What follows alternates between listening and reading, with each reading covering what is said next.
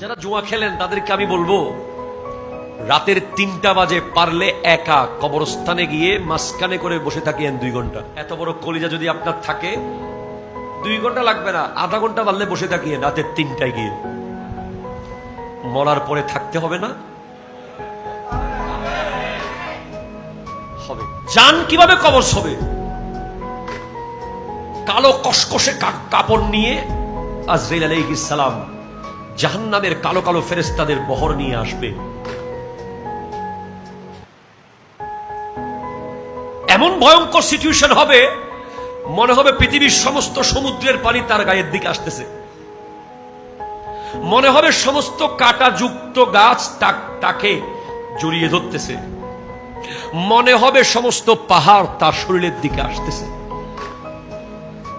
শরীরের প্রত্যেকটা রগে রগে রুটাকে বের করা হবে। চোখ দিয়ে রু বের হবে, নাকের ছিদ্র দিয়ে রু বের হবে, কানের ছিদ্র দিয়ে রু বের হবে।